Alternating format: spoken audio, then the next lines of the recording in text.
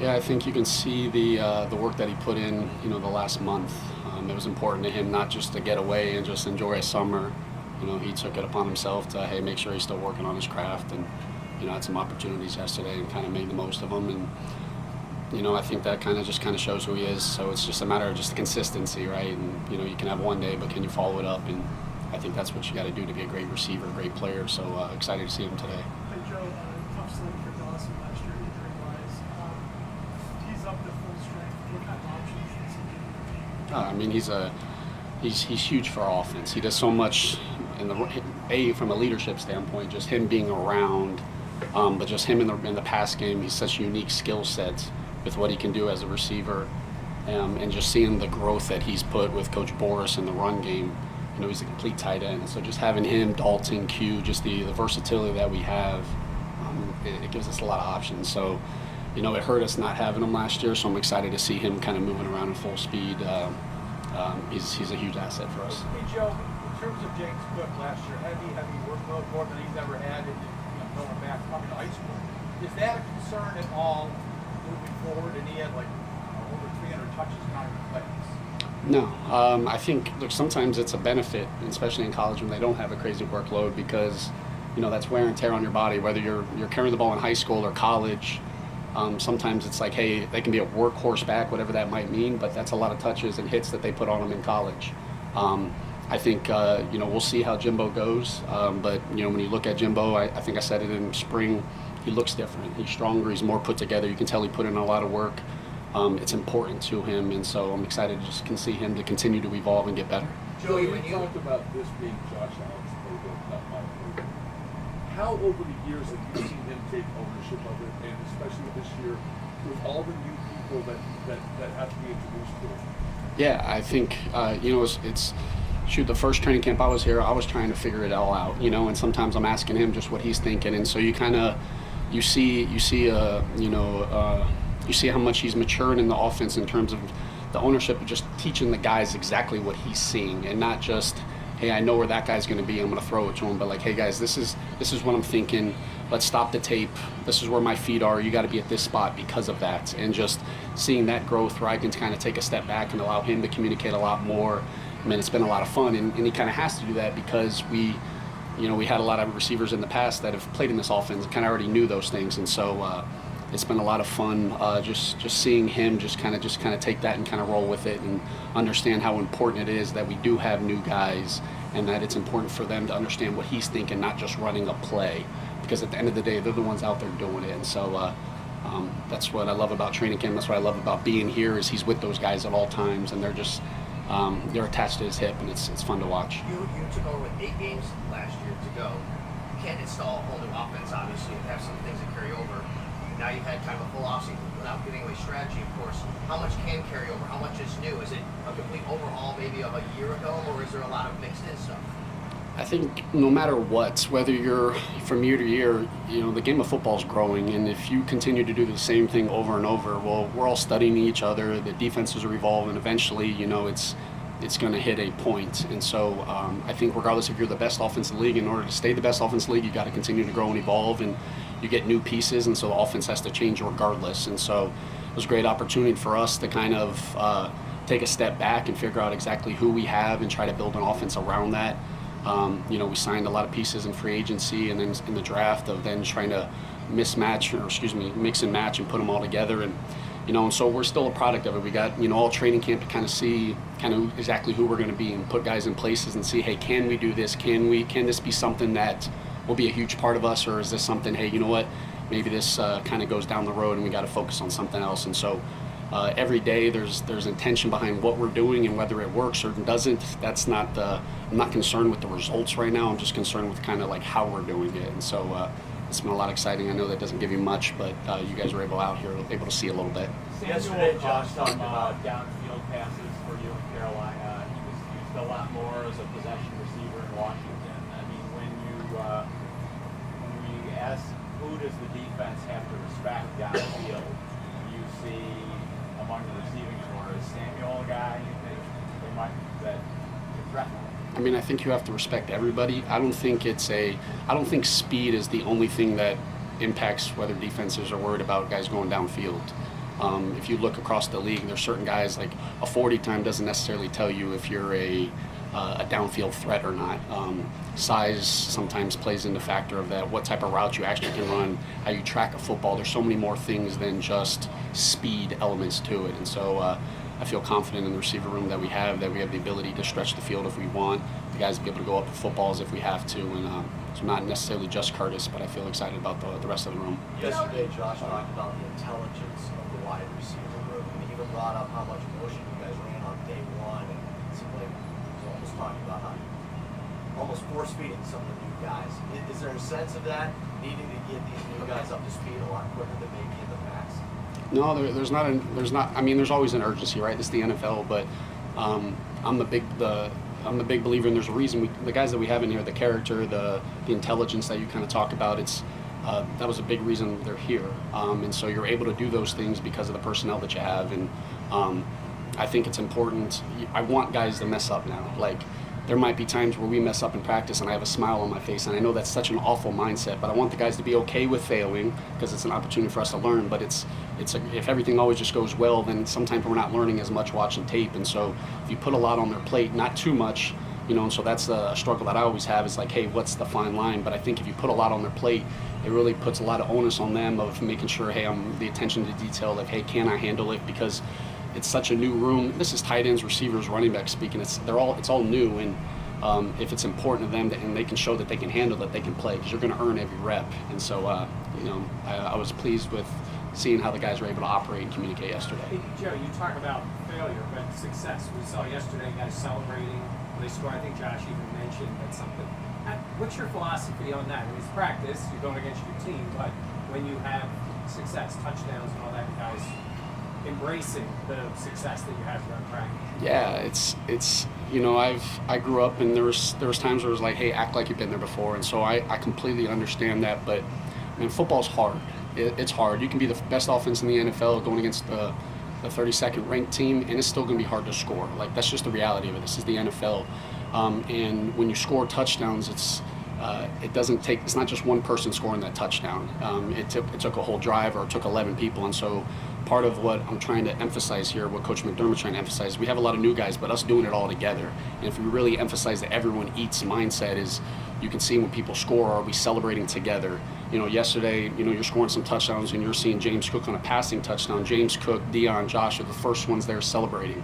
Well, that speaks so loudly to me. And so seeing those guys celebrate, having fun, it's a red zone practice. There should be a good amount of touchdowns, right? It's a little different when it's a first and second down day or whatnot. But just really put an point of emphasis with it. I remember when I took over last year, the first red zone practice we had that week, the Jets week, I think our O-line was gassed for the amount that I was making them kind of run to go celebrate with the guys. And you saw that first game, Khalil scoring or Ty Johnson scoring, and just seeing those guys run and celebrate with them, and it's important. And it might not look like it, but I think it is. And we want to see the type of team that you're going to have, see how the guys respond when guys score. If they really believe in the everyone eats mindset, see how everybody looks when they score. And so just day one, but pleased with some of that. As long as they're doing it together. This isn't, we had a couple TikTok dances that I don't know about that I wasn't too much of a fan of, but yeah.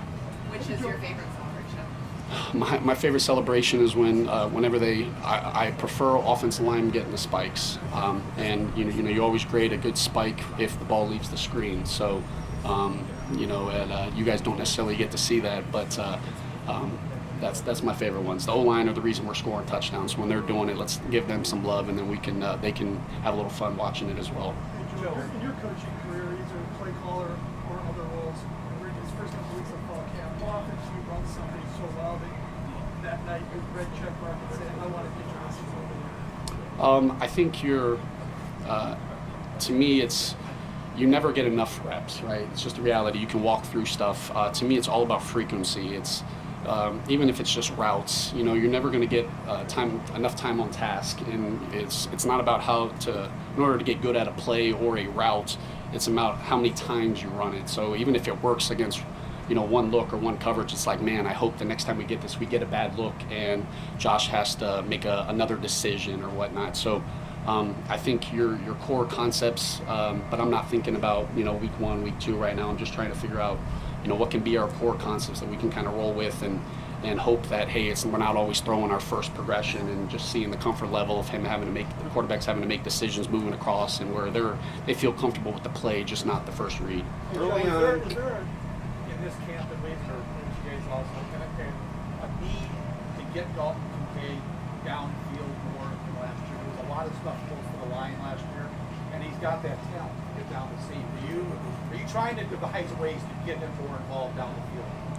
Right now, we're kind of in the process of just trying to see what all of our guys can do, and just their different skill sets. It's such a I'm so excited about the group that we have, the tight ends and the receivers, because it's so many different skill sets, and you hope that versatility allows it to play a little harder on defenses to defend. Of, hey, this guy can run short, but he also can push vertical, and it's not only certain guys doing certain things. And so I think you guys saw a couple yesterday of just seeing Dalton do some things going vertical. We know we saw that he could do that last year, and so something that I hope for all of our guys, that's a part of their repertoire. Early on, what's been the experience competing not only against the defense, but Bobby and his new role, both of you guys trying to assert yourselves in different ways on your side of the ball? When a guy who brings that much energy on the other side, what's it like competing against his unit? We're going to be the offense that we want to be because of our defense. They make us better. They challenge us. And Bobby, me and Bobby go at it. I love it on tape. When in a red zone period, when right after a play he has to look at his next script because it didn't go well for him. We're naturally competitive, right? And I know it's such a stupid thing because I'm not doing a thing besides reading a play. That's what I do at practice, right? Really tough. But there's a reason he's a defensive coordinator, man. Being able to pick his brain, but just what our defense does, it really challenges us. And I think sometimes people think it's a simple scheme, but there's a reason it's had so much success for so many years. And a big reason why our offense has been what we've been is because of our defense. Can you match his colorful language, or do you find yourself having to match how colorful he is out there on the practice field as far as language goes? Well, I got sent a video of me mic'd up one day, and there was a lot of beeps, and so I wasn't too pleased of that, with that, and so I catch myself. I'm not proud of my colorful language, but I am competitive. I wasn't a very good football player, but I get out there, I get excited, and I wish I can be a little better about it, but it does naturally come out. Keon is a prototypical X, obviously. You like your receivers to be versatile. Is it too much to ask? Do you envision him eventually, being able to be used in different spots like Gabe was at? Yeah, we don't have positions. I think in order, the way that we taught the offense, we just taught everything conceptually. These are 3-man concepts, these are 2-man concepts, these are full field progressions. And so if I ask the guy, hey, what do you have on this play? They should be asking me, well, what's the formation? What position am I playing on that play? Not like, hey, I'm the X, so I have this. And so it really forces the guys to understand, like, hey, on any given moment, you can be on any of these spots and you got to know it. And formationally, we can change it, move it around. So that was a big thing, a big point of emphasis. I don't want the guys memorizing a play and what they have, that specific route. They got to know it all. And so that's been a big point. Joe, what do you need to see from Khalil Shakir throughout the early part of this training camp this season to kind of show he's taken that next step and evolving in this offense? The last 10 games of the season, Khalil Shakir is, as consistent as they come. And, a big thing I told him is, like, I don't need him to feel like he needs to do anything more. He doesn't, just continue being Khalil Shakir. His consistency as a wide receiver, he speaks so loudly to the quarterbacks, the way that he runs routes, and just continues to make plays. And Josh has the utmost confidence in him. So I don't need him to do anything else besides be Khalil Shakir and just continue to stack the days like he does on a consistent basis. Behind James, you have quite a few guys battling for spots. What do you look for, like, to kind of separate at the end of the day? They're all going to do their job, but from pass protection to route concepts, to be able to do versatility, short yardage, what do you look for when it comes to separating those guys? You're saying for the running backs? Yes, behind James. The reality of it with a lot of this stuff is, like, right now we're still in just helmets. Like, football's played in pads. I can say the same thing with the wide receivers. Like, when the pads come on, I want to be able to see who plays with size and who plays with pads on.